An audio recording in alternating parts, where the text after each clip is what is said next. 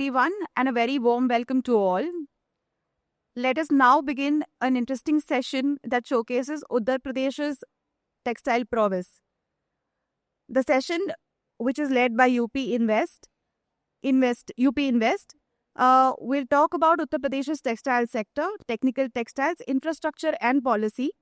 For this purpose, I will request our dignitaries to please come on stage one by one.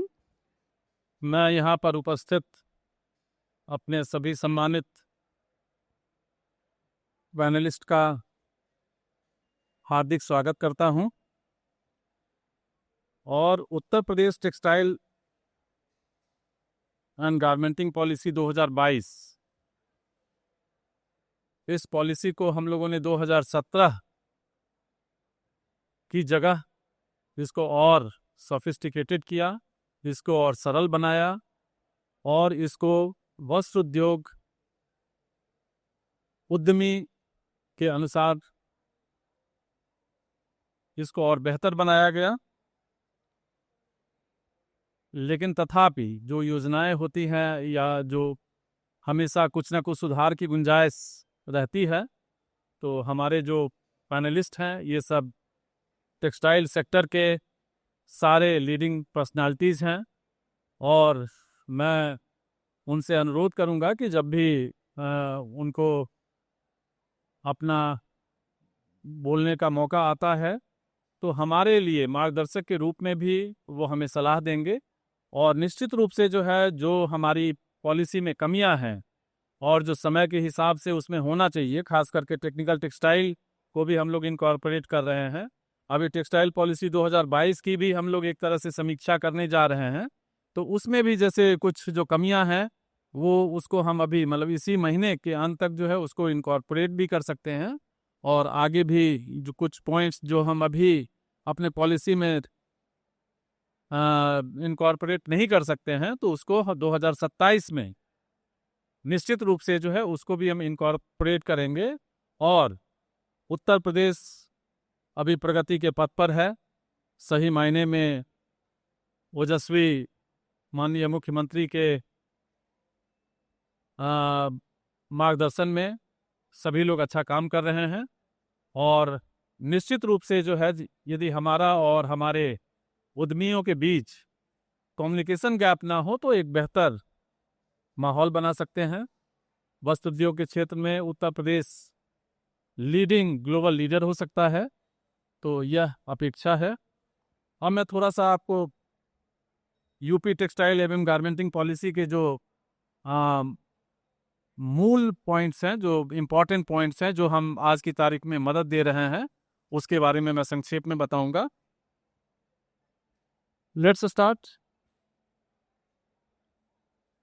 जैसे आपका land cost subsidy है, 25% of the land cost on purchase of land from government development authorities except Gautam Buddh नगर।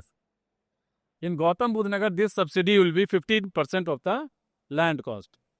तो सामान्यतः जो है 25% है, but Gautam Buddh नगर में यह 15% है। Next is stamp duty exemption, 75% exemption to units in Gautam Buddha Nagar and 100% exemption to units in remaining districts of state.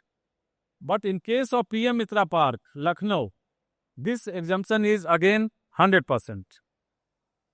Next, capital subsidy, 15% of plant and machinery cost for employment less than 50, 25% of plant and machinery cost for employment more than 50. 35% of plant and machinery cost for units in Purvanchal and Bundelkhand region and generating employment more than 50. Purvanchal और Bundelkhand reason को हम थोड़ी सी सहूलियत ज़्यादा देते हैं, तो इसमें 10% जो है बाकी जगह से ज़्यादा दे रहे हैं। Upper cap is ₹100 CR। Next is interest subsidy, 60% of amount of annual interest on loan for purchase of plant and machinery for 7 years। Upper cap is ₹75 lakh per annum per unit in Gautam Buddha Nagar and ₹1.5 CR per annum per unit in remaining districts. Next is infrastructure subsidy, 50% of the project cost for following: road, power, drainage and water supply up to ₹3 CR, effluent treatment plant and DG sets up to rupees 5 crore. 25% of the project cost for following: training facility, testing labs, R&D center up to rupees 2.5 crore, staff quarter and workers hostel up to rupees 5 crore. Next is energy related subsidy: 100% exemption from electricity duty to new units for 10 years. Power tariff subsidy of rupees 2 per units up to rupees 60 lakh per annum for 5 years to units setting up in PM Mitra Park and generating minimum employment of 50. Next is employment generation subsidies: rupees 3200 per worker per month to mega and super mega garmenting units for a period of 5 years except in Gautam Budh Nagar and Ghaziabad district. Mega garmenting units investment between rupees 75 crore and rupees 125 crore or minimum employment to 1500. Super mega garmenting units investment more than rupees 125 crore or minimum employment to 2000. Freight reimbursement: 25% to 75% reimbursement of freight cost to new garmenting units for 5 years, 75% for first 2 years, 50% for next 2 years, 25% in 5th year.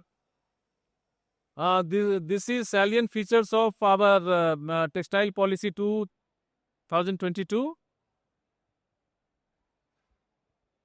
इसके अलावा garment, जैसे अभी मैंने बताया, जो संशोधन हम करने जा रहे हैं उसमें टेक्निकल टेक्सटाइल की जो रिक्वायरमेंट्स है, इसके पहले इसके पूर्व जैसे गार्टेक्स दिल्ली में हो रहा है, तो मुंबई में भी ये पॉइंट सब आए थे, वहाँ के उद्यमियों ने भी हमें कुछ सलाह दी थी, तो हम उसको भी इनकॉर्पोरेट करने जा रहे हैं। और इसके बाद में जो भी हमारे ऑनरेबल पैनलिस्ट हैं उनके जो भी सुझाव आएंगे उसके अनुसार जो है टेक्सटाइल पॉलिसी में हम इनकॉर्पोरेट करेंगे। अभी जो कर सकते हैं अभी करेंगे और बाद में जो कर सकते हैं बाद में करेंगे, लेकिन करेंगे हम निश्चित रूप से जिससे हमारा वस्त्र उद्योग का जो माहौल है वह उत्तर प्रदेश में सबसे अच्छा, यह मेरी कामना है। धन्यवाद।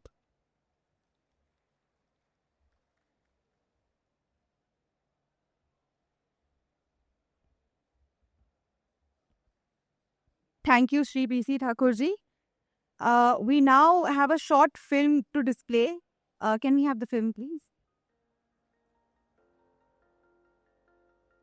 India, the land where history and culture converge to create a legacy. The land where the Silk Route originated, where the world came to trade for the finest textiles. It's where the craft of handloom was perfected, where the art of embroidery reached its zenith. The Indian textiles and apparel sector is a veritable powerhouse on the global stage, a key contributor to the country's export basket. The industry provides employment to over 45 million individuals. With the Indian textile and apparel market projected to reach a staggering $190 billion and exports to $60 billion by 2025. The industry presents a plethora of growth opportunities. India holds a distinct advantage on the global platform, being the largest producer of cotton and the second largest producer of polyester and silk. Uttar Pradesh is the epicenter of India's textile industry. With well-known clusters, the state has an enviable ecology for expansion of the textile and apparel business. Varanasi is the world-famous silk handloom cluster.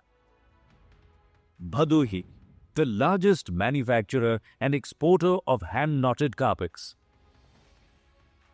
Gautam Budh Nagar has emerged as a leading exporter of ready-made garments. Kanpur is now one of the largest hosiery-producing industrial regions in the country.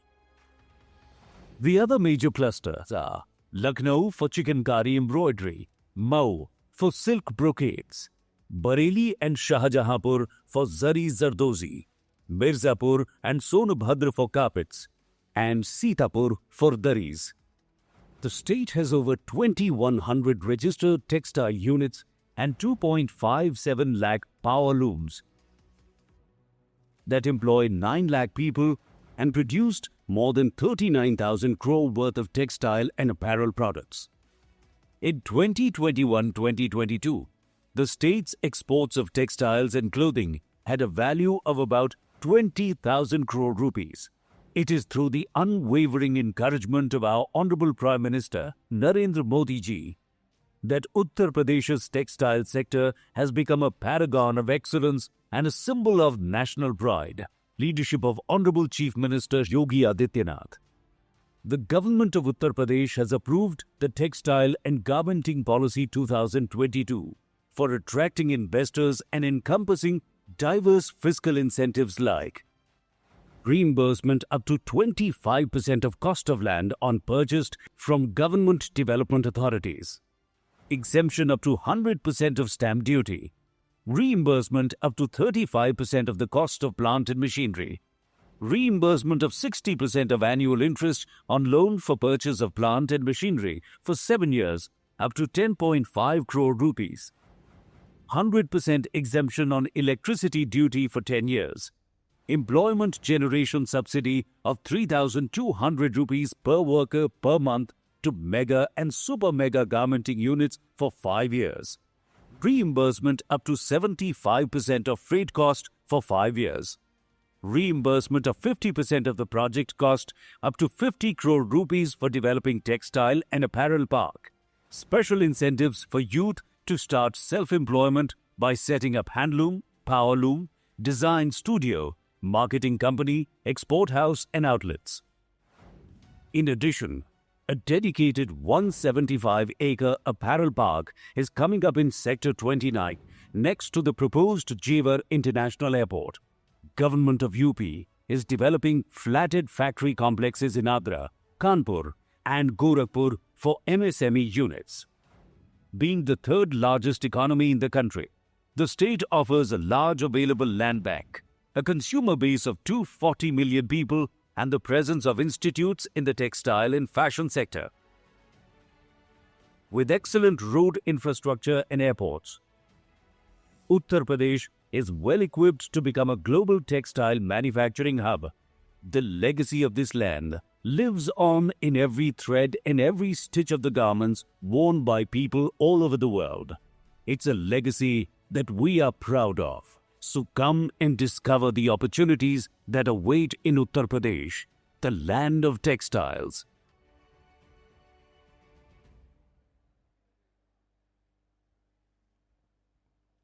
After this impressive showcase of Uttar Pradesh, let's move on to address by our industry leaders. I invite Shri Vikas Chaucharia, Director Hygiene Plus Private Limited, to please enlighten us. Distinguished leaders from the industry, respected officials from the government of Uttar Pradesh, ladies and gentlemen, a very good afternoon to you all. Mera Bharat Mahan, Swachh Bharat. This is all about today we are talking. Conducted by the government of Uttar Pradesh on technical textiles.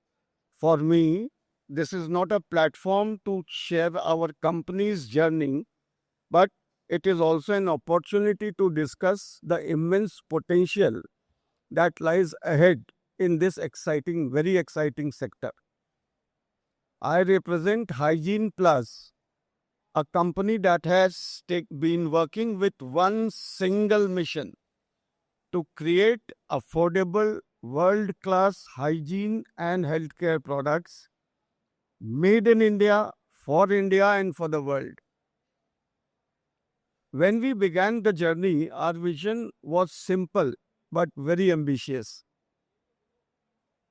Firstly, to ensure that every product we make, be it a wet wipe or a sanitary napkin or a spunlace fabric non-woven, meets the highest quality standards. Secondly, to contribute towards better health and hygiene customers for outcomes for the people, especially women, children, and our respected senior citizens. Most importantly, to prove that Indian companies can compete in the world and we have the best of manpower and technology available here. And with the support of the government of Uttar Pradesh textile policies, we have been able to achieve all our goals till now. Over the time, our products have found their way into homes, hospitals, schools, and institutions. Every packet of wet wipe, baby wipes, sanitary napkin that we produce is more than just a product. It's a promise of care, hygiene, and dignity. I must take the moment to acknowledge the transformative role of the government of Uttar Pradesh. With industry-focused policies, the state has consistently empowered companies like ours to grow with confidence. We were benefited from the UP Textile Policy 2017 with an incentive amount of 13.96 crores. Now that's a big money. Thank you, Government of Uttar Pradesh. Thank you, Thakur Sahab. Thank you, Yogi ji, for being so kind and so supportive. The newly announced UP Textile Policy 2022 has further strengthened this support with sharper incentives and a stronger commitment to ease of doing business in the state. We assure you that with this new policy of 2022, we are bound, we are inspired by the government of Uttar Pradesh to put in more factories here related to technical textile and make UP number one state in the country for producing technical textiles. We have gained immensely through targeted financial incentives, open collaborative government approach where policy evolves in step with industry needs. This is a unique collaboration between the government and the industry that is steadily positioning Uttar Pradesh as the next major hub for technical textiles in the country. Now let me turn to what excites us the most to invest more and more in the state, in technical textiles. First and foremost is the healthcare and other hygiene sector. The pandemic was the wake-up call for the world. Products like masks, gowns, PPE kits, medical grade non-wovens were not just essential, they were also life-saving. The demand of such products continues to remain strong, not only in India but globally. Secondly, the feminine hygiene and the baby care market. India is changing. Awareness about hygiene is rising, especially young women. Rural markets are opening up. Disposable incomes have risen. A decade ago, sanitary napkins were considered a very luxury product for many. Today, they are a necessity. Baby wipes, never heard of a pack costing around 500 rupees. Today is available at 75 rupees. It's affordable. Thirdly, there is an area of sustainable and green textiles. Consumers across the world are becoming very environmentally cautious. The technical textiles, we can make biodegradable fabric made out of viscose fibers, which gives us importance to the environment and protects our future generations. And the fourth biggest opportunity I find is exports. The global non-woven market is projected to touch nearly $77 billion by 2030. With India's low-cost advantage, skilled manpower, and the policy support from the government, we can capture a significant share in the market. Uttar Pradesh, with its strategic location and new logistics infrastructure, can be the launch pad of such great global expansion. For investors, the industry leaders present here, I would want to say very clearly that demand is real. Healthcare, hygiene, sustainability, and mega trends that will only accelerate in the next decade. The policy environment is very supportive, from capital subsidies to freight reimbursements. Uttar Pradesh is offering one of the most attractive policy investments in the country. And the government is not only giving it in papers, we have got it in banks, in our bank accounts. The most important, the time is now. Those who invest early in UP technical textile sector will not only capture a growing domestic market, but also position themselves strongly for exports. Exports is a huge market today, and this is the time. In short, investing in UP technical textiles sector today is not just an option, it's a growth strategy for all the industries. The support from the government of Uttar Pradesh has been invaluable for us. Policies have made it easier.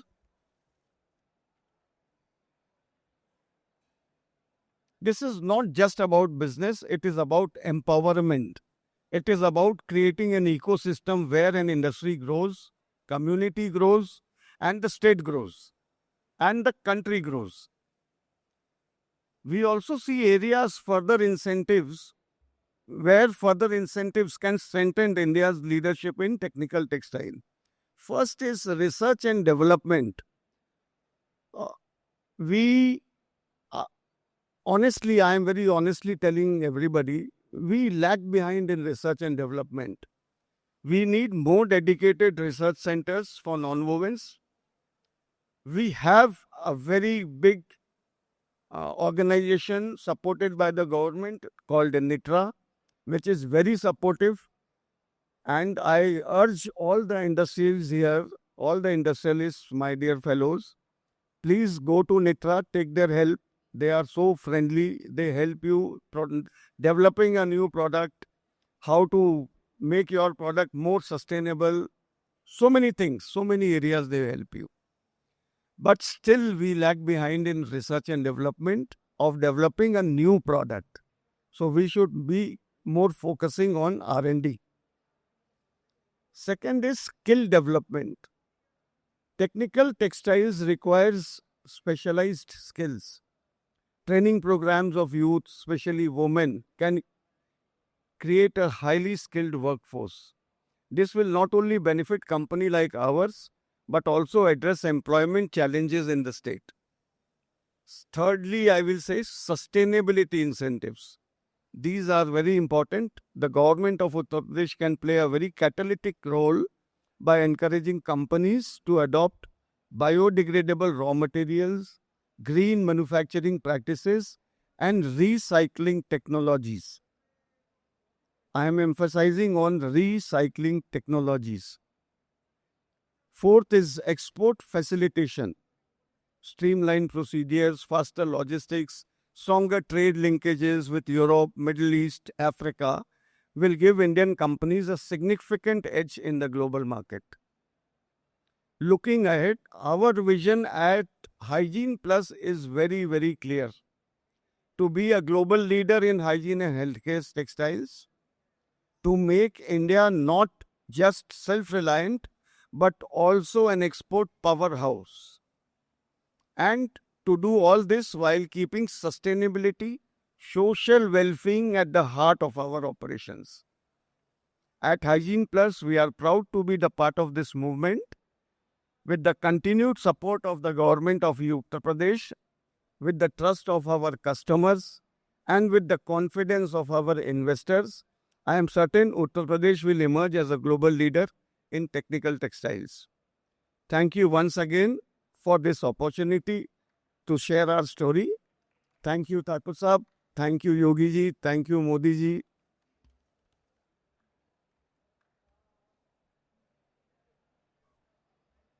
Hello, अभी मैं अपने सम्मानित वक्ताओं से अनुरोध करना चाहूँगा कि वे जैसे अभी छाछड़िया साहब ने रिसर्च एंड डेवलपमेंट पर कहा, तो रिसर्च एंड डेवलपमेंट मॉडल पर काम करने की बहुत ज़रूरत है।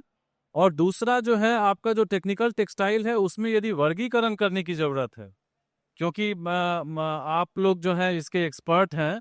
मेरा आशय इस बात से है कि जैसे टेक्निकल टेक्सटाइल में भी कुछ बहुत लो वैल्यू के टेक्निकल टेक्सटाइल होते हैं और कुछ हाई वैल्यू के टेक्सटाइल वैल्यू होते हैं, तो हम सारे टेक्निकल टेक्सटाइल को एक ही ग्रुप में कवर नहीं कर सकते हैं। तो इस पर भी जो मैं अनुरोध करूंगा कि हमें इस मामले में जो है अपने नॉलेज से जो है हमें अनुग्रहित करने की कृपा करें। और इसके अलावा यदि लगता है कि एक्सपोर्ट पैकेज में भी किसी इंसेंटिव्स की ज़रूरत है टेक्सटाइल पॉलिसी की, तो उससे भी संबंधित कोई बात हो तो वो भी हमें बताने का कष्ट करें, ताकि हम आने वाले समय में अपने टेक्सटाइल पॉलिसी में इन बिंदुओं को भी समाहित कर सकें। Thank you. Thank you, sir. I invite Ms. Shri Rahul Jain, Director, Supershva Swaps Limited, to now address the audience.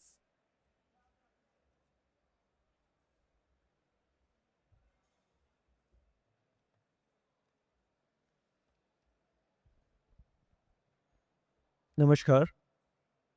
यहाँ उपस्थित सभी गणमान्य व्यक्ति, इंडस्ट्री और हमारे उद्यमी मित्र और डिपार्टमेंट ऑफ टेक्सटाइल हैंडलूम के अधिकारी और जो भी अन्य व्यक्ति जो सुन रहे हो, उन सबको मेरा सादर नमस्कार। मैं राहुल जैन, मैं एक कंपनी है सुपरशो स्वैब्स इंडिया लिमिटेड, और हम वैसे अपनी कंपनी के नाम से कम और हम ट्यूलिप्स के नाम से जाने जाते हैं। हम ट्यूलिप्स बेसिकली हमारा ब्रांड है जो पर्सनल हाइजीन के प्रोडक्ट्स हम लोग बनाते हैं। मुझे यहाँ पर जब आना था तो मुझे ये कहा गया था कि आपको कुछ कहना है, तो हम लोगों के लिए ये मुश्किल रहता है सोचना कि हमें क्या नहीं बोलना, क्योंकि हम लोगों के पास इतना कुछ होता है बोलने के लिए। As an entrepreneurs, we go through a journey, we go through a very difficult journey, I would say, to get our industry off the ground, get onto the markets, reach out to the world, try to do our best possible in every possible way. लेकिन अब इन सब में कहीं ना कहीं हमें ऐसा पहले लगता था कि हमें एक बहाव होता था जो सामने से रोक रहा होता था। वो एक गवर्नमेंट का बहाव होता था कि जो पहले लगता था कि हमें वो पोजीशन नहीं मिलती।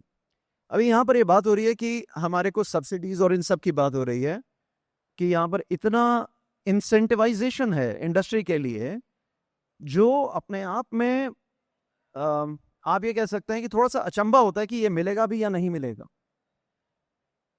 मैं इसमें एक छोटा सा एक वाकया आपको बताना चाह रहा हूँ, बहुत इंटरेस्टिंग है। मैं सेल्स और मार्केटिंग डायरेक्टर हूँ अपनी कंपनी का और वन ऑफ द फाउंडर भी हूँ। तो मैंने बहुत ग्रास रूट लेवल पे काम किया हुआ है। जिस समय लालू प्रसाद यादव का, मैं बिहार का एग्जांपल दे रहा हूँ, सॉरी सर, लेकिन ये बहुत इंपॉर्टेंट है। लालू प्रसाद यादव जी जिस समय पावर से बाहर गए थे 15 साल या कितने भी साल के बाद, और उसके बाद नीतीश कुमार की सरकार आई थी, उसके 2 साल के बाद हम पहली बार अपनी सेल्स एंड मार्केटिंग में डिस्ट्रीब्यूटर सेटअप करने हम बिहार गए।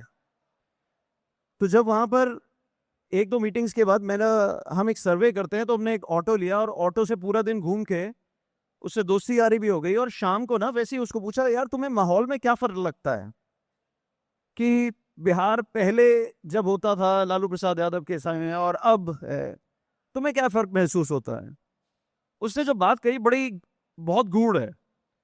उसने कहा कि साहब, उस समय जब हम स्टेशन से सवारी उठाते थे, हमें ये नहीं पता होता था कि जब हम उसको छोड़ेंगे तो हमें पैसा मिलेगा या वो हमसे ले लेगा। अब हमें पता है हमें मिलेगा, तो वो हमें पैसा मिलेगा। That's a key point over here. Over here, we are real standing proof in front of everybody over here that we have got subsidies from the government. We have invested into the state. There were certain promises which were made to us. वो promises हमारे को मिले हैं, हमें पूरे हुए हैं, और हम लोग वो इंडस्ट्री को बढ़ाने की कोशिश कर रहे हैं। हमारे पास एक क्षमता है, हमारे पास एक स्किल सेट है, हमारे पास एक नॉलेज बेस है जो इकट्ठा किया गया है एक्सपीरियंस के दौरान पिछले 20, 25, 30 सालों से जो हम लोग जिस इंडस्ट्री में काम कर रहे हैं, टेक्निकल टेक्सटाइल्स। तो इसमें जब हम एक काम करके और अपना आप ये कह सकते हैं कि एक एंटरप्राइज क्रिएट करने के लिए आगे बढ़ते हैं, तो इंडिया में पहले ये पोजीशन होती थी कि पहले एक गड्ढा होता था, हम गड्ढे के अंदर खड़े होते थे, पहले हमारे 10-15 साल उस गड्ढे को भरने में लगते थे। उसके बाद हम एक लेवल पे आते थे, then we used to create some sort of industry which was respectable but still not respectable to show it to the world. Today with the policies that we are seeing right in front of our eyes and we are experiencing them, I can vouch for it that yes, there is a possibility for today's entrepreneurs. आज अभी मेरे से पहले अभी विकास जी जो बोल के गए हैं, विकास जी एक न्यू एज एंटरप्रेन्योर है, इनका एक्सपीरियंस बहुत जबरदस्त है, मैं इनको बहुत पहले से जानता हूं, मैं 15 साल से जानता हूं शायद। तो इन लोगों ने अभी इंडस्ट्री शायद 2020 में स्टार्ट करा है, 2020 में स्टार्ट किया सर, 2020 में स्टार्ट किया। इनका नॉलेज बेस बहुत बड़ा है, लेकिन ये आज ये I would say that he is a current date entrepreneur. इस एज में भी कोई व्यक्ति इतने बड़े एंटरप्राइज को जनरेट कर सकता है, ये काबिले तारीफ है। और इसमें काबिले तारीफ यहाँ की पॉलिसीज भी हैं। सो मेरा एक पॉइंट तो ये है कि अगर मान लीजिए हम अपनी कैपेबिलिटीज को इंक्रीज करते हैं, जैसे मैं अपनी कंपनी के बारे में अब एक बहुत ज्यादा नहीं कहूंगा, मैं बहुत थोड़ी छोटी सी चीज बताऊंगा।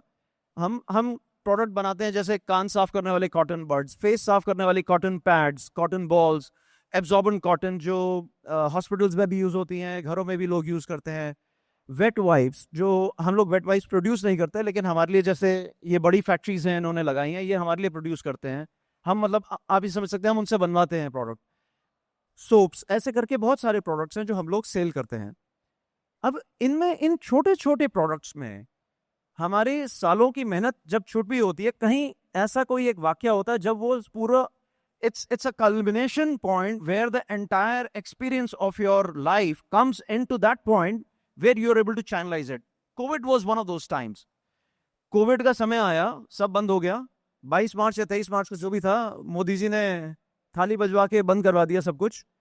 उसके बाद जब यहाँ पर स्वॉब्स चाहिए थे टेस्टिंग करने के लिए, ओरोफेरेंजियल, आप सबके नाक और मुंह के अंदर वो स्वॉब ठोके गए होंगे, वो टेस्ट करने के लिए कि that how would you test covid. जब तक कोविड टेस्ट नहीं होगा, testing is the only defence, that was the point. India में एक भी स्वॉब बनाने वाली कंपनी नहीं थी। उस समय हमें अप्रैल 14 को कॉल आया टेक्सटाइल डिपार्टमेंट से कि क्या आप ये बना सकते हैं, क्योंकि आपका नाम स्वॉब के नाम से है, जबकि हम एक FMCG कंपनी है, हम कंज्यूमर साइड कंपनी है, हम मेडिकल साइड कंपनी नहीं है। अब प्रोडक्ट हमारा कॉटन बड, हमें चाहिए ओरोफेरेंजियल मेडिकल ग्रेड स्वॉब्स, और हम लोगों ने जो 20 से 25 साल का हमारा बैकएंड है, हमारी कंपनी के एम्प्लॉय स्ट्रेंथ रफली अबाउट 700 है, 700 लोग हमारी कंपनी में काम करते हैं इंक्लूडिंग माई सेल्फ। और हमारी जो इंजीनियरिंग टीम है, हमारी अपनी इंजीनियरिंग डेवलपमेंट टीम है, जो सिचुएशन के हिसाब से सॉल्यूशन क्रिएट करती है। And over here I want to say this across to you that we are second to none and we have proved that. 14 से 15 अप्रैल को अगर हमारे को एक इंफॉर्मेशन आए कि आपको स्वॉब के आप कहीं से इंपोर्ट करके हमें सप्लाई कर सकते हैं, और मात्र 19 दिन के अंदर हम लोगों ने अपना पूरा कॉटन प्रोसेसिंग प्लांट, यहाँ पर दिग्गज बैठे हैं, रिसर्च के लोग बैठे हैं, डिपार्टमेंट के लोग बैठे हैं, जो ये समझते हैं कि एक कॉटन की प्रोसेसिंग अगर एक लाइन है, ब्लो रूम लाइन और कार्डिंग लाइंस और सारा पूरा प्रोसेसिंग, वो अगर कॉटन को प्रोसेस कर रहा है तो वो पॉलिएस्टर को प्रोसेस नहीं कर सकता, उसके लिए बहुत डिफिकल्टी है, उसके अंदर बहुत चेंजेस आएंगे। आप नायलॉन प्रोसेस नहीं कर सकते उसमें। कोविड स्वॉब मांगता था कि उसमें सिर्फ नायलॉन होना चाहिए, उसमें नेचुरल DNA बेस्ड प्रोडक्ट नहीं हो सकता।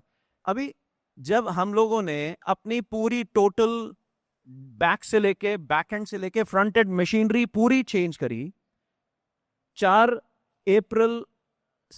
अप्रैल से लेके समझ लीजिए हम लोगों ने 10 दिन के अंदर हम लोगों ने पूरा चेंज करके, ICMR ने हमें पॉलिएस्टर के फाइबर लेने के लिए हमें अलाउंस करवाया, हम लोगों ने वो फाइबर अरेंज करके सिस्टम चेंज करे। 5 मई को हम लोगों ने पहले कोविड स्वॉब्स का हमारे को ICMR से अप्रूवल आ गया। We were the first company to develop it only on our own without any assistance from anybody. अभी वो जिस समय हमें अप्रूवल आया उसी रात से हम लोगों ने 5 लाख स्वॉब बनाने शुरू कर दिए। हम लोगों ने, can you imagine, we produce more than 700 million covid swabs at one 20th of the cost which was selling worldwide at that time, because it was a money making exercise. हम लोगों को लगता था कि pandemic is not a time to make money. We are not making money out of pandemic. हमारे पास वैसे भी ठीक है, we are fairly profitable, अच्छा काम कर रहे हैं, मजे से काम करते हैं, और ये एक नेशनल प्रॉब्लम सॉल्व करने का समय है. जब लीडर्स, प्रधानमंत्री और हमारे चीफ मिनिस्टर जैसे हों, ये अपने आप में एक इंस्पिरेशन होती है हम सब लोगों के लिए कि हमें भी कुछ करना चाहिए. हम अपने लिए, देश के लिए थोड़ा ना कि हम यहाँ पर सिर्फ पैसा कमाने के लिए बैठे हैं. आज अगर हमें प्रोजेक्ट लगाना है, सर ने अगर 100 करोड़ का प्रोजेक्ट लगाया, हम लोगों ने 25 करोड़ का प्रोजेक्ट लगाया, हमारे को भी सब्सिडीज मिली हैं, लेकिन वो subsidy is a part of business. This is what we want to put across, that the policies over here. हमारे को एक यूनिट लगाना था, उस समय हमारा वो कोविड के समय रुका पड़ा था. हमें चीफ मिनिस्टर ऑफिस लखनऊ से हमें स्पेशल अप्रूवल मिलके और काम रातों रात हुआ. वो नहीं कह रहे थे कि यहाँ पर काम कहीं रुकना चाहिए. तो ये एक इंडस्ट्री प्रो पॉलिसी के लिए मैं इस शासन और प्रशासन का धन्यवाद करता हूं इंडस्ट्री की तरफ से कि that there is a clear shift we see as industry. जो अभी विकास जी ने भी कहा है, we see a clear shift in the industry. और इसमें एक मैं यहाँ पर और आपको बात कहूंगा कि सुपार्श्व स्वैब्स का एक और कमिटमेंट है. हम लोग अब ज्यादा फ्रंट एंड की कंपनी है, मार्केटिंग बेस्ड कंपनी है, लेकिन हम अगले 2 से 3 साल में हम एडल्ट डायपर्स और कुछ ऐसे प्रोडक्ट्स हैं, उसमें हम कम से कम 30 से 40 करोड़ का निवेश हम लोग अपने इस प्रदेश में करेंगे, जिसमें हम कुछ ऐसे प्रोडक्ट्स बना रहे हैं, जो विचार कर रहे हैं कि हम इसके अंदर इन्वेस्टमेंट अपना करेंगे और हम उसका लाभ लेकर अपने देश के प्रोडक्ट्स को बाहर विदेशों में लेके जाएंगे. अगर आप एक चीज देखिए, आप पैटर्न देखिए मोदी जी का और हमारी फॉरेन ट्रेड पॉलिसी का. Look at the FTAs, foreign trade agreements, which are being signed today. There are more than 20 countries where we can export zero duty. तो अगर सरकार अपना काम कर रही है, तो हम as entrepreneurs हमारी जिम्मेवारी बनती है कि हम उसका उपयोग करें. हम अपने प्रोडक्ट्स को उस हिसाब से और उठाएं, आगे पहुंचे, और अपने Indian made in India products को जो वर्ल्ड क्लास ग्लोबल फैसिलिटीज पे बने हुए हैं. हमारी जो फैक्ट्रीज है, हमारे 2 प्लांट हैं, 1.5 लाख स्क्वायर फीट के हमारे प्लांट हैं, state of the art plants हैं. वो ग्लोबल फैसिलिटी वर्ल्ड में किसी से सेकंड नहीं है. मैंने विकास जी की भी फैक्ट्री विजिट किया हुआ है, second to none. So we are proud of the fact that there is a ecosystem which is present today, whereby people like us and we possibly in our own micro way can inspire more people to do more. Make use of this. Go out to the world. Why can't we do work more like China does? There's nothing different. वो कोई बाहर से तो नहीं आए हुए, ऊपर से तो नहीं टपके हुए, काम तो यहीं से ही कर रहे हैं. पॉलिसीज तो यहीं पे उनकी भी सिमिलर पॉलिसीज थी. हम लोगों ने समय देखा है जब करेंसी मैनिपुलेशन के अंडर हम लोगों को इतना फाइट करना पड़ता था, हमें पैसे नहीं बचते थे. 2-3% मार्जिन के ऊपर काम कर रहे होते तो वो भी करेंसी फ्लक्चुएशन में उड़ जाता था. और उस समय चाइना की इंडस्ट्री को सपोर्ट मिल रहा होता था. मैं कह रहा हूं यही सपोर्ट आज हमें मिल रहा है. So we are making use of it, and I want to put across to everybody through this platform that you please make use of UP Uttar Pradesh export policy. Technical textile is a sunrise sector. We must work in it, and this visit over here drives me further to do. और इसमें मेरे 2 sir ने कहा अभी, ठाकुर जी ने, कि अगर आपके कोई सजेशन है तो मैं सिर्फ 2 सजेशन सर देना चाहूंगा. एक मेरा छोटा सा पॉइंट है कि ग्रीवियंस रिड्रेसल सिस्टम, जैसे आज टेलीफोन मोबाइल कंपनीज का एक मैट्रिक सिस्टम रहता है कि अगर कोई एक, मान लीजिए हम एक बहुत ही प्रत्यक्ष रूप से एक टिकट जनरेटिंग सिस्टम है कि अगर मेरे को एज एन एंटरप्रेन्योर मेरा एक प्रॉब्लम है, मैंने एक कंप्लेंट लॉगिन किया, वो कंप्लेंट का रिड्रेसल होना चाहिए, उसका टिकट नंबर इशू हो जाए. अगर वो टिकट नंबर इशू हो गया तो वो कोई भी व्यक्ति होगा उसको रिजॉल्व करना पड़ेगा. सो फर्स्ट ऑफ ऑल हम माइक्रो इश्यूज के कारण कहीं रुकेंगे नहीं. जो गति आप दे रहे हैं उसको और गति मिलेगी. My second point is world is moving towards sustainability. हम सस्टेनेबिलिटी की बात बहुत करते हैं, ये शब्द बहुत सुनने में आता है, लेकिन ग्राउंड लेवल पे हो नहीं पाता. हमारी कंपनी ने एक बहुत बड़ा चैलेंज लिया था 2023 में जून में. 100% बैन हो गया सिंगल यूज प्लास्टिक। तो एक कॉटन बड हमारा एक मेन प्रोडक्ट है, हम एशिया के one of the largest producer हैं उसके। वो 1 साल से भी कम समय मिला हमें ट्रांजिशन का बायोडिग्रेडेबल की तरफ चेंज करने के लिए, और वो समय पर्याप्त नहीं था, लेकिन फिर भी हम लोगों ने उसको करके हम आज के समय में we are still the largest producer. लेकिन हम 17 देशों में एक्सपोर्ट करते थे, वो एक्सपोर्ट खत्म हो गया। वो केवल सिर्फ 2 देशों में रह गया जहां पर सिंगल यूज प्लास्टिक पे बैन है, बाकी देश खत्म हो गए हमारा एक्सपोर्ट। इस तरीके से मैं आई एम श्योर ऐसी बहुत सारी और इंडस्ट्री होगी जिनके पास ये प्रॉब्लम आया होगा। यदि आप इतनी सब्सिडीज में थोड़ा सा जिगल करके, थोड़ा सा लेफ्ट राइट करके, अगर आप बायोडिग्रेडेबल मटेरियल्स यूज करके अगर आप 100% बायोडिग्रेडेबल प्रोडक्ट बना रहे हैं, इसकी मार्केट वर्ल्ड वाइड बढ़ रही है। यूरोप के अंदर single use plastic ban completely आ चुका है। So we would be very strongly placed. देखिए, हम लैंडलॉक्ड है यूपी में, आप उसको ऑफसेट कर रहे हैं, आप एक कंटेनर्स पे सब्सिडी देके, राइट? तो मैं कह रहा हूं कि आप जब आप उसको ऑफसेट कर रहे हैं उस प्रॉब्लम को, तो यदि आप कुछ सब्सिडी का पार्ट, मैं ये नहीं कह रहा कि आप और दीजिए, I am not one of those takers कि हाँ हमें और दे दो, ऐसा नहीं। हम ये कह रहे हैं कि उसमें कंपेटिटिवनेस इश्यूज हैं। आज अगर कोई एक नेचुरल फाइबर पॉलिएस्टर का यूज कर रहा है अगर 100 रुपए किलो में, और अगर उसको रिसाइकल, अगर उसको 100% विस्कोस पे जाना पड़ेगा, तो उसका प्राइस के अंदर डिफरेंस है, 30 से 40% का डिफरेंस आ जाता है।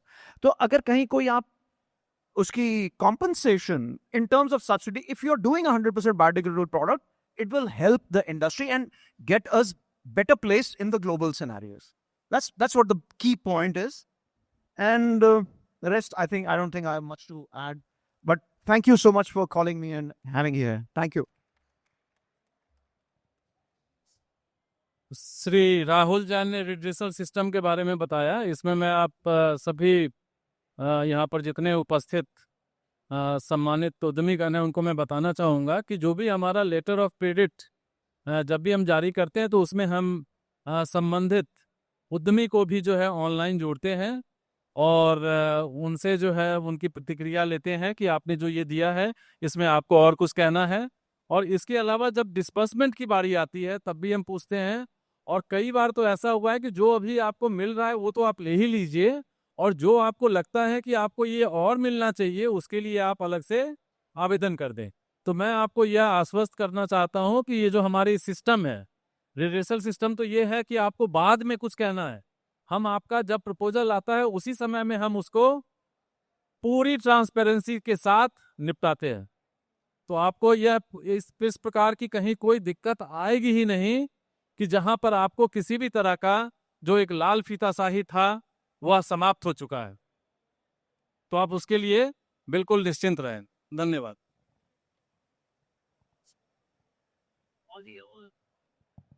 सर, इसके लिए हो सकता है मैं सेल्स एंड मार्केटिंग का पर्सन, तो हो सकता है शायद मेरे बैक एंड को प्रॉब्लम ना आ रही हो, ये तो मेरे दिमाग में अभी आया। But if let's say if this is already there in place, I thank you so much for that.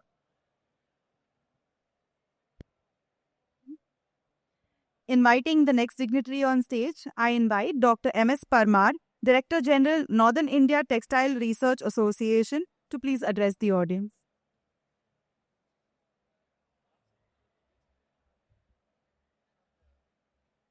सबसे पहले तो मैं धन्यवाद देना चाहता हूँ यूपी गवर्नमेंट को जिन्होंने हमें यहाँ बुलाया, और उसके साथ साथ मुझे इतने विद्वान लोगों के साथ बैठने का मौका मिला है। That is also I am very much thankful to UP government. मैं प्रेजेंटेशन में आपको थोड़ा इस हिसाब से दिखाऊंगा कि जिसमें आप लोग जो नए इन्वेस्ट करने वाले हैं या जो अभी ऑलरेडी इस फील्ड में हैं टेक्निकल टेक्सटाइल में, वो कहाँ मूव कर सकते हैं। That I am going to show you. So please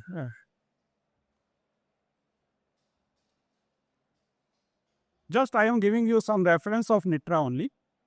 It was established in 1974. We are having around 50 acres of land over there. And आपको ये बताने में मुझे बहुत खुशी होगी कि यूपी गवर्नमेंट ने हमें ये 50 एकड़ लैंड दी थी उस time.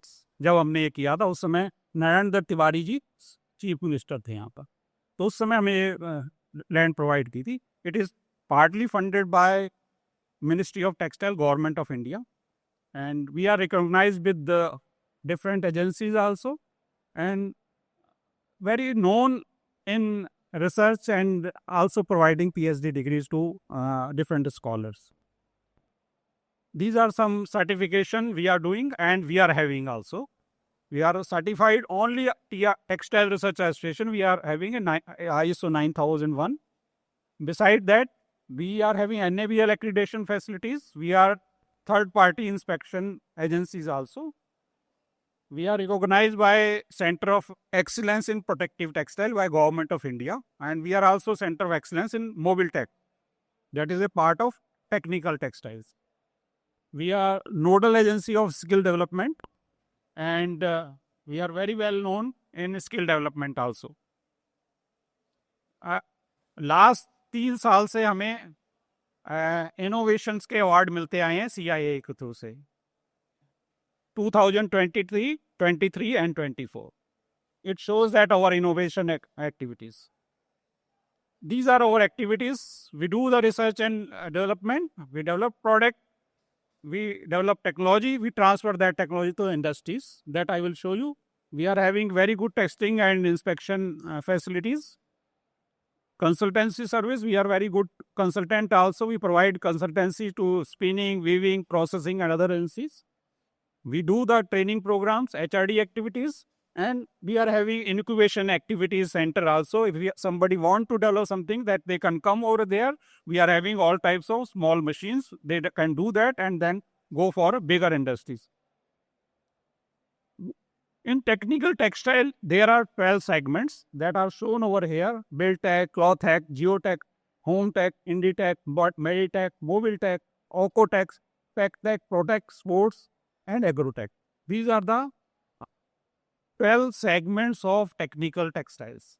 So if you see the global market over there, you can say that global technical textile market was valued at around $1.7 billion in 2022, and is projected that in 2026 it will be around 274 billion.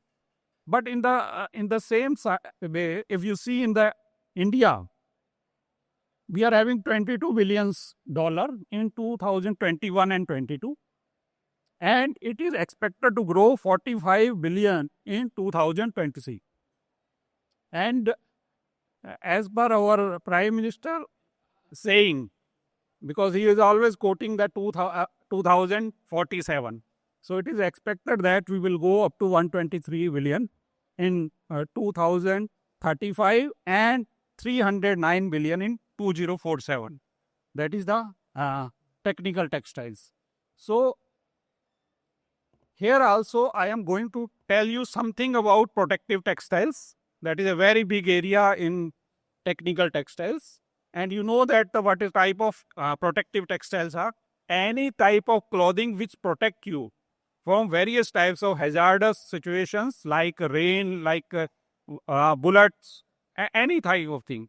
So that comes under protective textiles.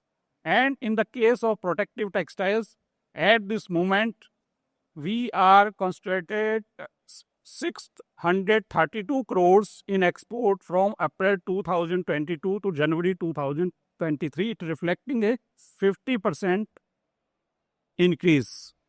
So that is very good, you can say, opportunity in protective textiles. So there I am going to discuss you 3 products where one can invest. First one is manufacturing fire entry suit. At this moment, India is not manufacturing fire entry suit. It is not a firefighter suit, you know. It is a fire entry suit. It means you can enter into the fire and then go over there and do all the activity and come back. That is a fire entry suit. One fire entry suit costs around 15 lakhs to 20 lakhs of rupees. One fire entry suit. And there is a huge demand. Our forces plus Indian oils also, there are huge demand for that. We are importing these types of firefighter suits at this moment. Second important thing is the manufacturing of molten metal splash resistance clothing system for especially steel and aluminium industries. That is also very, very important. We are having huge industry of steel industry, but still you go over there, different industry, you will see that workers are still not having proper workwear that can protect them to the molten metal splash. When sometime what happen, if there a molten metal is there, it comes in contact with vapors or water, it will splash and it will fall on the workers and worker may injured and sometime they die also. So there is special types of clothing system are required for these types of worker. We call it molten metal splash resistant clothing. That is also very big area one can go for. Another one is the application of milkweed. That is a new area and new fiber. And nowadays it is going to be very, very popular because our Prime Minister has taken interest on that. I will show you that. So this is the firefighter suits. We are the only in India that have developed this suit, fire entry suits. Okay, one can go inside the fire. He can or she can remain over 120 seconds and they can come back to their place. There will be no any harm to them. So that we have developed. These firefighter suits developed by only us and it was developed under Ministry of Textile scheme. We call it National Technical Textile Mission. So we have taken that project and it was very much appreciated in our parliament also. There were questions on that and it was very, very much appreciated over there. So that suit was developed by us only in India. That was the first suit in India. And we have transferred the technology also to the System 5S, one Chennai-based company. They have taken that technology, but this technology is still available. If anybody want to work with us, they are come over Nitra and we can give that technology to them also. So we want that Uttar Pradesh is a big area where we are already having many industry. They are working on technical textile. They can come and they can start working on that area also. A very big opportunity is there. This is I am showing you one video what type of clothing system we have developed for firefighter. You can see the small video.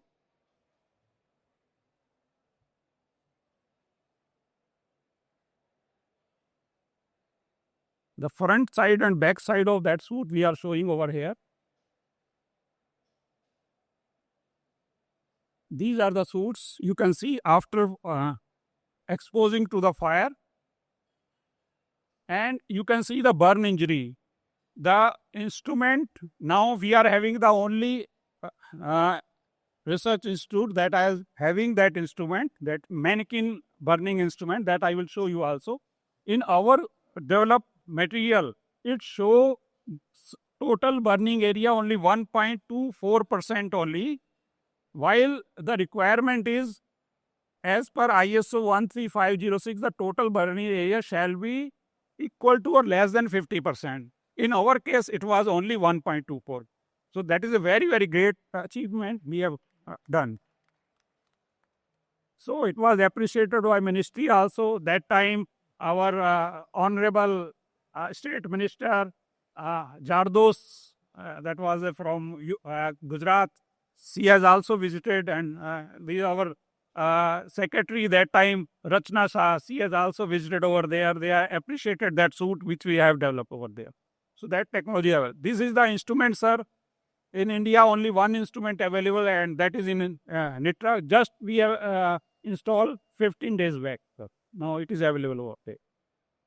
Another important area which I am showing you, the second one, the molten metal splash resistant clothing system. That is very, very important, and still our steel workers and aluminium molten workers, aluminium industry, the worker who is working in an aluminium industry are not having proper workwear. So they are huge industries, sir. One can go in that way also. And in that case, what we did, we have developed a special type of workwear in which we have used only cotton and jute. 50% cotton and a 50% jute union fabric we have made, because that project was sponsored by National Jute Board. And because jute is having a special property of thermal resistance, that's why we have taken jute, because it can prevent you from radiant heat. So that's why we have taken that one. and we have developed suits. Can we have? You can see that various types of hazards in steel industries. I'm showing you a small video.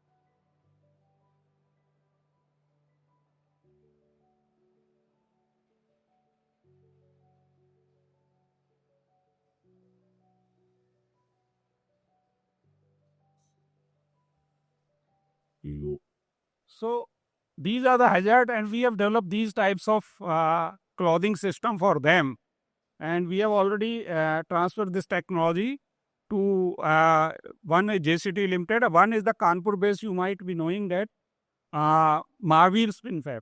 They have taken that technology from us, and we have taken the industrial trial also. It was very successful over there. These are the pictures of trial only. Now comes to the last one, and that is a very important topic nowadays. That is a milkweed fiber. You might be knowing that it is a very old story, sir. If you give me a few minutes, I will tell you, sir. In UP, it called Ankha. Sometime it is called Madar also. You might be knowing that there is a milkweed. When you break it, milk will come out. That plant called milkweed. आपने देखा होगा कई बार हम लोग थे बुढ़ी माई का बाल उड़ रहा है, स्पेशली मई जून के केस में, मई जून के मंथ में. So we have started working at 20 years back on this fiber, how to use it in the textiles. And slowly we move, and we could able to know that this fiber or this plant was very, very much known plant in our religion. Shiv जी भगवान को केवल इसी के flower जो हैं फूल चढ़ाए जाते हैं, एक ही ये प्लांट है. हमारे जो एस्ट्रोलॉजिकल ट्रीज हैं, 9 ट्री है, उनमें सूर्य भगवान को जो डिनोट करता है वो यही ट्री है सर. ये वेरी वेल नोन सर. सो इसको हमने धीरे धीरे, पहले सर पुराने टाइम में हर मंदिर के बाहर एक ये प्लांट लगाया जाता था क्योंकि इसके फूल भगवान को चढ़ते थे. अब धीरे धीरे लोग भूलने लगे इसको, सब लोगों ने किनारा करना शुरू कर दिया, वीड है उस उखाड़ के फेंकने लगे. बट इस प्लांट में मेडिसिनल प्रॉपर्टी बहुत ज़्यादा है. इसके पत्ते को अगर आपका कहीं पर चोट लगी है, इसके पत्ते को गर्म करके लगा लो, बांध लो, तो आपको रात में सही हो जाते हैं. इसका जो मिल्क निकलता है उसमें एंटी एलर्जिक प्रॉपर्टी है, बहुत इंपॉर्टेंट है. तो इसमें हम कम काम करते रहे, और अब लास्ट 2 साल से यूपी में निट्रा में हमने इसकी कल्टीवेशन स्टार्ट किया सर, एक्सपेरिमेंट. और हमने इसे 2.5 एकड़ से स्टार्ट किया सर. आज हमने इसे 12 एकड़ में कर दिया है. इंडिया के अलग अलग एग्रीकल्चर मिनिस्टर इसमें आ गए हैं. हमारे गिरिराज सिंह हमारे मिनिस्टर हैं, उन्होंने भी इसमें स्टार्ट कर दिया ना. हमने अब इंडिया में अभी हमारे लोग 3 जगह पे पायलट कल्टीवेशन करके आ रहे हैं सर. राजस्थान में किया है, पंजाब में किया है, और हरियाणा में किया है. तो 3 जगह उन्होंने कल्टीवेशन किया. उड़ीसा में कल्टीवेशन स्टार्ट किया है सर. तो ये बिग वे में स्टार्ट हो गया, because we have to maintain supply chain. खास बात यह है इस फाइबर में, इसके बने हुए क्लॉथ बहुत गर्म होते हैं. सियाचिन में और जहाँ हायर एल्टीट्यूड पे हमारे सैनिक लोग हैं, उनके लिए बहुत गर्मी देते हैं. सस्टेनेबल फाइबर है और इतना हल्का है. आपने देखा ना, गर्मियों में उड़ता है ये फाइबर. डेंसिटी 0.8 ओनली है, और इतना होलो है, अंदर से 75% होलो है, जिसके कारण ये गर्मी बहुत देता है. और जो हमारे सैनिक ऊपर क्लॉथ पहन के जाते हैं उनको हल्के क्लॉथ देता है. तो उस पर हमने बहुत काम किया सर. ये कल्टीवेशन स्टार्ट किया इस तरह सर. आप देखिए ये पिकिंग हो रहा है, कॉटन में जैसे पिकिंग होता है, ये पिकिंग हमने स्टार्ट किया. ये हमारे खेतों में से हो रहा है सर. उसके बाद देखिए इस तरह का पॉड आता है सर. इसमें ये मैच्योर होता है, फटता है और उसमें से फाइबर निकलता है सर। ये प्रॉपर्टी है सर 2.5 to 3 इसका माइक्रो है, बहुत फाइन फाइबर है सर, स्ट्रेंथ कॉटन की तरह है और डेंसिटी आप देखिए 0.8 है, बहुत ही कम हल्का फाइबर। ये हमारे मिनिस्टर गिरिराज सिंह ने विजिट किया था यूपी में, हमारे सारे खेत वगैरह सब विजिट किए सर। उसके बाद प्राइम मिनिस्टर के जो 5F हैं, farm, fibre, fabric, fashion and foreign, उसको ये पूरा किया है सर। फॉरेन कंट्री से बहुत ऑर्डर आए हैं सर इस पे। ये जैकेट्स और ये हमने कंफर्टर बनाया, मिनिस्टर सर को कंफर्टर दिया, वो लद्दाख गए, -3 डिग्री टेम्परेचर था, उन्होंने कहा वहाँ जाके देखेंगे। होटल में गेस्ट हाउस में ठहरे, गेस्ट हाउस में उनके पास बहुत मोटी मोटी रजाई और हीटर्स दिए गए। तो मिनिस्टर साहब ने कहा कि मुझे फ़ोन करके नेक्स्ट डे अपने ऑफिस में बुलाया उद्योग भवन में। उन्होंने कहा आपने ये क्या चीज़ बनाई परमार साहब? मैंने कहा क्या हुआ सर? कह रहा मैंने सब हटा दिया और आपका ये कंफर्टर जो 800 ग्राम का था वो लेके सोया। कह रहा मुझे कुछ ठंड नहीं लगी और इतना कंफर्टेबल रहा। तो ये अप्रिशिएशन सर उनसे मिला। ये जैकेट्स बनाई, बहुत हल्की जैकेट्स हैं जो हमारी डिफेंस के लिए है। ये इस तरह के कैप्स और सब बनाए, ये स्लीपिंग बैग्स बनाए सर। ये मिनिस्टर सर ने सब विजिट किया है सर हमारे यहाँ। ये सर प्राइम मिनिस्टर सर ने अप्रिशिएशन दिया सर हमें। He has appreciated us so much that उन्होंने मुझे कहानियाँ बताई सर, किस तरह इसको हमने यूज़ किया, मेडिसिन में कैसे यूज़ करते थे, उन्होंने सब बताया। फिर उन्होंने एडवाइस दिया इसरो के साथ मिलके काम करिए, तो हमने इसरो के साथ स्टार्ट कर दिया है काम से। तो ये अपॉर्चुनिटी है हमारे यहाँ के लोगों को, यूपी के लोगों को, कि किस तरह इसमें इन्वेस्ट करें और किस तरह इस फील्ड में जाएं। तो इसलिए मैंने ये किया, क्योंकि बहुत सी जगह से बड़े बड़े इंडस्ट्रीज में आ गई हैं हमारे पास। मैं आप दिखाने वाला हूँ सर। ये प्राइम मिनिस्टर सर और हमारे टेक्सटाइल मिनिस्टर गिरिराज सिंह जी भी खड़े हैं। ये हमारा NBRI के साथ में अभी लखनऊ, NBR लखनऊ, उनके साथ में हमारा MOU साइन हुआ है इसमें और काम करने का, इसकी मेडिसिनल प्रॉपर्टी को भी और आगे एक्सप्लोर करने के लिए। ये सर वर्धमान के साथ MOU साइन हुआ है। दे हैव टेकन फाइबर, हमारा वेल्सपन ने ले लिया है सर, गंगा एग्रो वूल ने फाइबर ले लिया, ट्राइडेंट ऑनलाइन है। ये एक सर रूमा देवी है, बहुत मानी हुई, ये मतलब बहुत काम करती है सर इस फील्ड में, राजस्थान में है, तो बहुत नॉन लेडी है सर। उसको पॉड बोलते हैं सर, जो आम की शक्ल का, इसको पॉड बोला जाता है। तो हमने दूर दूर से कलेक्ट कराए, क्योंकि हमारे पास लोगों के ऑर्डर बहुत बड़े बड़े आ गए थे, कैसे फुलफिल करें। फिर हमने राजस्थान में बहुत होता है सर, वहाँ से मंगवाया है सर। ये तो लेडीज़ को ट्रेंड किया, ये उन्हीं का वो है सर, उन लोगों का। ये रोमा देवी को इन्वॉल्व किया हमने, तो ये लोग भी आ गए सर इस फील्ड में। तो ये मेरी लास्ट स्लाइड थी। तो मैं केवल ये कहना चाहूँगा सर कि यूपी बहुत बड़ा स्टेट है और उसमें बहुत सारी संभावनाएं हैं, हम लोगों को उसमें काम कर सकते हैं। ये मैंने केवल आपको 3 प्रोडक्ट दिखाए हैं जहाँ पर बहुत अच्छी संभावनाएं हैं, आप लोग काम कर सकते हैं। आपको किसी को भी हेल्प की ज़रूरत हो, आप हमारे से कांटेक्ट कर सकते हैं। और यूपी गवर्नमेंट तो वैसे ही सर इतना हेल्प कर रही है, अब हम लोग तो बिल्कुल इनके साथ में जुड़े हुए हैं, हर कदम पे हम इनके साथ में रहते हैं। तो इतना हेल्प कर रही है इंडस्ट्री को ग्रो करने के लिए। तो कोई भी आपको हेल्प की ज़रूरत है तो हम लोग available. Thank you very much sir. Hello, NITRA जैसी संस्था वस्त्र उद्योग क्षेत्र के लिए एक प्रेरणा का स्रोत है। पहले सरकार से इन्हें तनख्वाह मिलती थी, सरकार ने बंद कर दिया। दूसरी कोई संस्था होती तो हड़ताल करती, इन लोगों ने कोई हड़ताल नहीं किया, अपने पांव पर खड़ी हुई। और आज की तारीख में ये रिसर्च एंड डेवलपमेंट, मतलब जो अपने देश की कुछ कमियों वाला क्षेत्र है उसमें एक रिसर्च एंड डेवलपमेंट भी आता है, और ये रिसर्च एंड डेवलपमेंट पर अच्छा खासा ध्यान दे रही है। तो बहुत अच्छा काम कर रही है। और इनसे जो है, जो बाकी संस्थाएं हैं, इनसे प्रेरणा ले सकती है और अपने को भी आगे बढ़ा सकती है, अपने राज्य को भी आगे बढ़ा सकती है और अपने देश को भी आगे बढ़ा सकती है। Thank you. Thank you so much, sir. We see a lot of information and insights being shared, and it's definitely an interesting session. But due to the limitation of time, we will be able to continue this session till 3:30. So, but we will be moving on to our next speaker.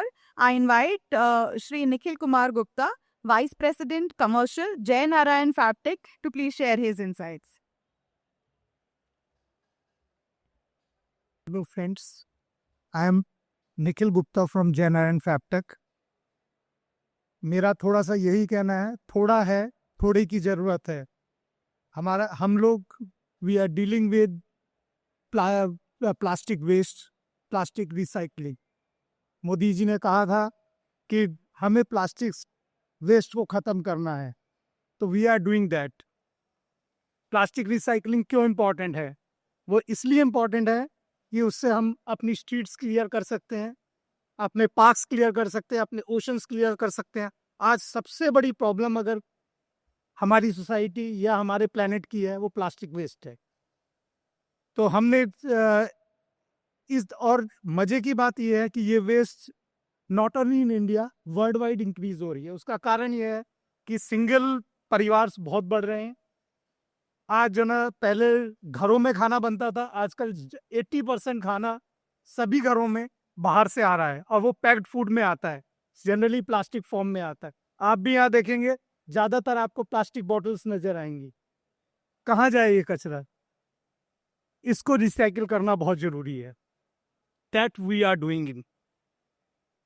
हमने उत्तर प्रदेश में ये चीज़ अपना plant setup किया। उत्तर प्रदेश एक ऐसी जगह है जहाँ पे आपके पास वर्कफोर्स है, जो पहले से काफ़ी स्किल्ड वर्कफोर्स है हमारे पास। बस उसको थोड़ा सा ट्रेनिंग दो तो आप जो ना, आप कुछ भी पा सकते हैं। सेकंड, इंफ्रास्ट्रक्चर की, even though we are landlocked state, पर इंफ्रास्ट्रक्चर की यहाँ कमी नहीं है। आप हाईवेज देखें, वर्ल्ड क्लास है यहाँ पे, सभी चीज़ वर्ल्ड क्लास है यहाँ पे। अगर आप उसमें, लेकिन यूटिलाइजेशन की कमी है कहीं ना कहीं। हम उस लेवल पे यूटिलाइज नहीं कर रहे हैं जिस लेवल पे हमें करना चाहिए। Which state government is giving lot of support कि आप कैसे डेवलप कर सकते हैं। पॉलिसीज, अगर आप उत्तर प्रदेश में पॉलिसीज देखें, दिन पे दिन you are getting better policies. They are ready to improve. सबसे बड़ी बात यह है, they are not creating the policy, they are ready to improve every day. You just give the suggestion, they at lower level only they are ready to implement. हमने इसका फायदा उठाया है। Let others to do that. हम जय नारायण फैबटेक में हमने जना एक innovative eco friendly textile generation system चालू किया, जिसमें हम लोग प्लास्टिक बॉटल से फाइबर प्रोड्यूस करते हैं। हम डेली लगभग 180 टन प्लास्टिक बॉटल्स को फाइबर 140 टन फाइबर में कन्वर्ट कर रहे हैं। दैट ओनली, वो कहीं ना कहीं हमारे को जो ना कई चीज़ों में काम आती है। स्पिनिंग में काम आ रही है, फिलिंग में काम आ रही है। जैसे अगर आप होलो फाइबर में पिलोज में फिल कर रहे हैं, सर के यहाँ भी यूज़ हो सकते हैं अगर सर चाहें तो। ले थोड़ा सा क्वालिटी इंप्रूवमेंट जरूर चाहिएगी, अगर उनका सपोर्ट मिलेगा तो वो भी होगा।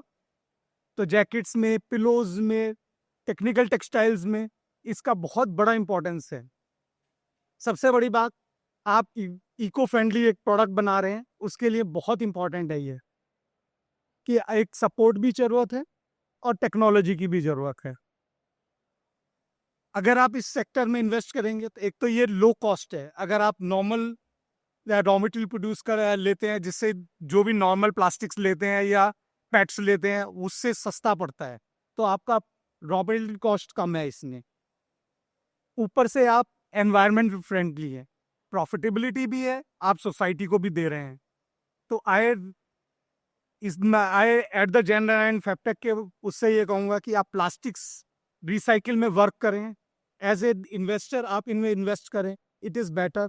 एंड मेरे हिसाब से उत्तर प्रदेश से बेटर जगह इसके लिए कोई नहीं है, जहां आपको गवर्नमेंट से सपोर्ट मिल रहा है, पॉलिसीज मिल रही हैं गवर्नमेंट से, सब्सिडीज मिल रही हैं और सब कुछ मिल रहा है। तो go for a recycle products. It will be very helpful for us. Thank you very much.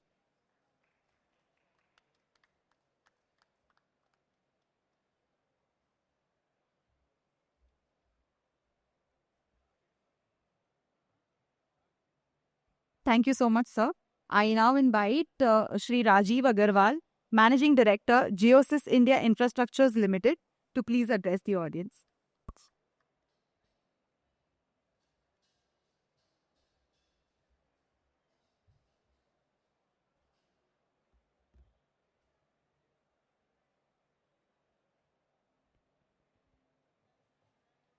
आदरणीय Shri PC Thakur ji, joint commissioner handloom and textiles, government of Uttar Pradesh, सम्मानित मंच, डिग्नेटरीज ऑन द डायस, उपस्थित उद्योगपति बंधु, मीडिया एवं श्रोतागण, मैं राजीव अग्रवाल, प्रबंध निदेशक, जियोसिस इंडिया इंफ्रास्ट्रक्चर्स लिमिटेड, आपका धन्यवाद करता हूं कि आपने मुझे यह अवसर दिया कि मैं अपने विचार आपके सामने उत्तर प्रदेश की टेक्सटाइल नीति के ऊपर प्रकट करूं। We manufacture technical textiles for infrastructure construction,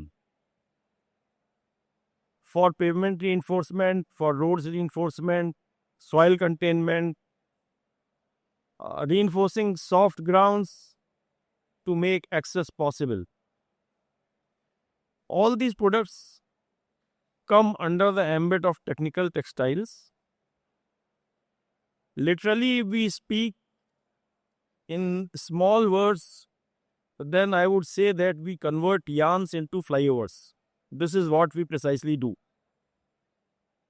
क्योंकि आज की तारीख में पिछले 20 सालों से जो भी फ्लाईओवर्स का निर्माण हो रहा है वो धागों से ही हो रहा है। अंदर टेक्निकल टेक्सटाइल होती है और मिट्टी होती है। पहले ये सब प्रोडक्ट्स जो है, उत्पाद जो है, हिंदुस्तान में मैन्युफैक्चर नहीं होते थे, and we used to import them, spending good amount of foreign exchange and using them in infrastructure. When Indian government and particularly various state governments promoted the manufacturing of these products in India, we started backward integration. Uttar Pradesh सरकार की technical textile नीति से हमें अपने उद्योग को आगे बढ़ाने में काफ़ी बढ़ावा मिला है। अगर हम देखें तो आज उद्योग लगाने में एक एमएसएमई इंटरप्राइजेस को अपनी श्रेणी के अनुरूप 10% से 25% की सब्सिडी प्राप्त होती है सरकार से। सिडबी आपके उद्योग को 8.5% पे ऋण देता है और उत्तर प्रदेश सरकार टेक्सटाइल नीति के अंतर्गत 7.5% का इंटरेस्ट सबवेंशन प्रदान करता है। मतलब 8.5%, जो आपका effective rate of interest is only 1%.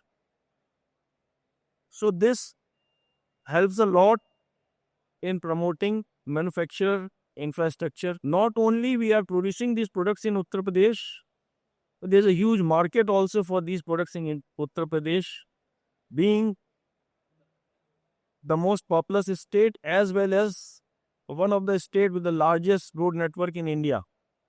So जो भी टेक्निकल टेक्सटाइल का यहाँ उत्पादन होता है हमारे पास, उसका प्रदेश के अंदर ही बाजार भी है, तो हमें कहीं बाहर देखना नहीं है। एक्सपोर्ट नीति के अंतर्गत हम कोशिश करते हैं कि बाहर हमारा माल जाए, लेकिन एक बेसिक जो सेल्स चाहिए वो हमें उत्तर प्रदेश से प्राप्त हो जाती है या हिंदुस्तान से प्राप्त हो जाती है। सरकार का काफ़ी बढ़ावा है उद्योग को आगे प्रमोट करने में। कुछ चीज़ें हैं जो मैं आपके सम्मुख रखना चाहता हूं कि इसमें कुछ ध्यान देने की आवश्यकता है। हमारे जैसे उद्योगपति अगर कोई भी मशीन 20 से 25 करोड़ रुपए की हम इंपोर्ट करते हैं तो उस पर 18% जीएसटी लगता है। यानी अगर 20 करोड़ की आपने मशीन इंपोर्ट करी तो उस पर 3 करोड़ 60 लाख रुपए का जीएसटी आप प्रदान करते हो, जबकि आपका इनपुट खड़ा हो जाता है सरकार के पास। महोदय, इस पर विचार करने की जरूरत है, क्योंकि एक बड़ा अमाउंट कैश फ्लो का रुक जाता है। और अगर आप 15% मार्जिन या 10 से 15% मार्जिन से व्यापार करते हो तो 3,60,00,000 का जीएसटी बराबर करने के लिए आपको 100 करोड़ का माल बेचना पड़ेगा, तब जाके ये बराबर होगा, अन्यथा ये सरकार के खाते में पड़ेगा। तो ये एक मैं चाहता हूँ इस पे थोड़ा विचार किया जाए। बाकी आज की तारीख में हमें सरकार से जो सपोर्ट मिल रहा है वो प्रशंसनीय है। पहले हमें ढूंढना पड़ता था कि सरकार की नीति का लाभ हमें कहाँ से प्राप्त होगा। आज हमारे सामने अधिकारी यहाँ बैठे हुए हैं, यहाँ हमसे खुद बोलते हैं कि आप आइए, आपका ये कागज बाकी है, इसको सबमिट करिए और अपना लाभ प्राप्त कीजिए। धन्यवाद। थैंक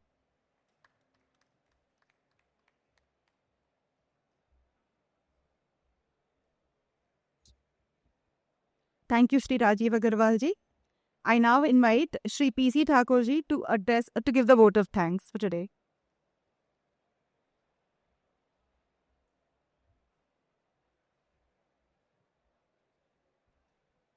धन्यवाद ज्ञापन से पहले एक चीज और कहना चाहूंगा कि पॉलिसी से जो लाभ आप लेना चाहते हैं, मुझे लगता है 2 से 3 महीना के अंदर हम उनको मदद दे सकते हैं। सही बोल रहा हूं? 2 से 3 महीने के अंदर आपको जो भी आपकी बनती है वो मदद आपको 3 महीने के अंदर मिल सकती है, और ये हम लोगों ने देना शुरू किया है। 2017 में थोड़ी सी देर होती थी, लेकिन जो 2022 वाली है, एक 2 पॉलिसी भी आती है, उसका हम लोग मूल्यांकन करते हैं, लेटर ऑफ कंफर्ट तत्काल जारी करते हैं। उसके अगले दिन ही यदि आपका प्रोडक्शन शुरू हो जाता है, प्रोडक्शन आप उसके बाद सारे पेपर्स दे देते हैं, तो हम लोग पूरी प्रक्रिया जो है 2 से 3 महीने के अंदर कर डालते हैं। तो अभी गेंद जो है वो हमारे पाले में नहीं रहती है। जो भी विलम्ब होता है, ज़्यादातर मैंने देखा है, मैं 2-3 महीने से उसका काफ़ी उसका मॉनिटरिंग मैं कर रहा हूँ, तो उसमें मैंने देखा है कि ज़्यादातर समय जो है वो, हाँ मैं मानता हूँ कि उद्यमियों को भी ठीक है, सीए के ऊपर डिपेंडेंट रहते हैं और अपने स्टाफ के ऊपर डिपेंडेंट रहते हैं, लेकिन यदि उनकी क्लैरिटी है तो 2 से 3 महीने के अंदर आप हमसे मदद ले सकते हैं।